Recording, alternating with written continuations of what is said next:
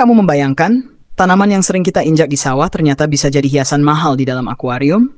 Ya, di balik lumpur dan genangan air sawah, tersembunyi keindahan alami yang jarang orang sadari. Siapa sangka, tanaman yang dianggap biasa oleh petani justru menjadi incaran para pecinta aquascape di seluruh dunia. Hari ini, pemburu amatir akan mengajak kamu menyelami dunia hijau yang menakjubkan.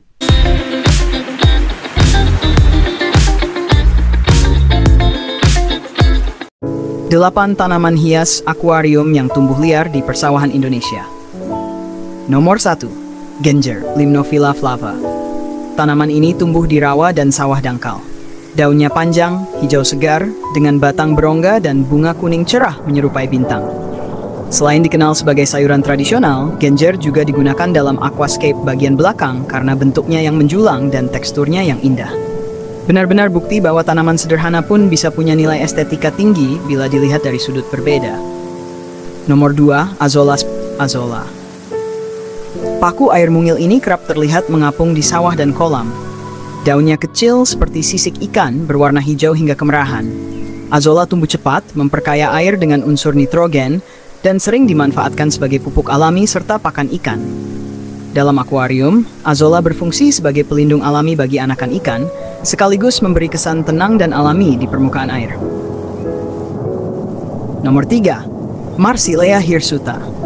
Mirip semanggi, tapi ukurannya lebih kecil dan rapat.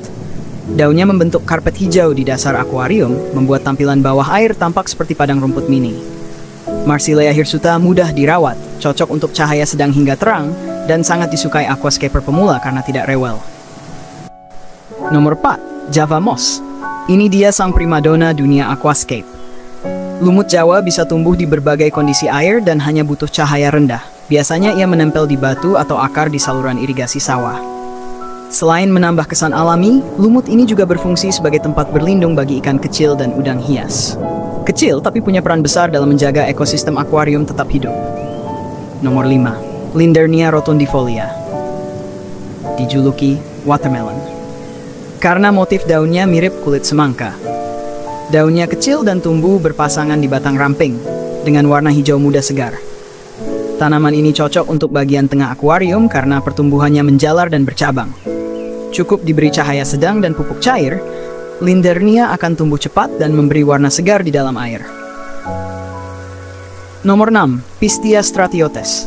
Kiambang sering dianggap gulma oleh petani karena menutupi sawah, tapi di tangan kreatif para penghobi ikan hias, tanaman ini justru jadi penyaring alami air. Daunnya lembut seperti beludru dan akarnya menggantung panjang di air. Akar inilah yang menjadi rumah aman bagi ikan-ikan kecil. Namun ingat, terlalu banyak sinar matahari bisa membuat daunnya menguning, jadi cukupkan cahaya sedang saja. Hydrocotyl sp. Tanaman ini tumbuh di pinggiran sawah dan parit. Daunnya bulat seperti payung kecil dan sering digunakan sebagai penutup dasar akuarium. Dengan tambahan pupuk cair dan CO2, hidrokotil bisa tumbuh cepat dan lebat.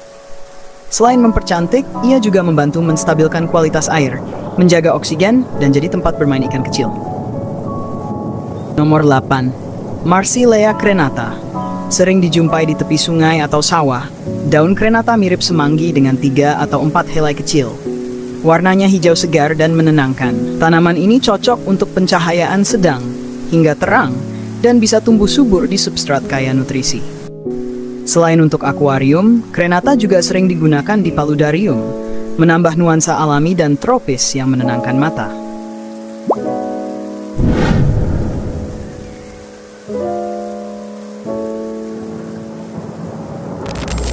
Siapa sangka, tanaman yang dulu dianggap liar dan tak bernilai, kini menjadi sumber keindahan yang memanjakan mata dan menginspirasi banyak orang.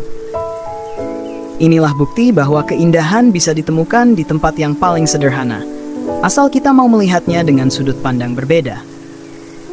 Jadi, lain kali saat kamu berjalan di sawah atau sungai, ingatlah, mungkin saja kamu sedang melangkahi calon tanaman hias cantik untuk akuarium.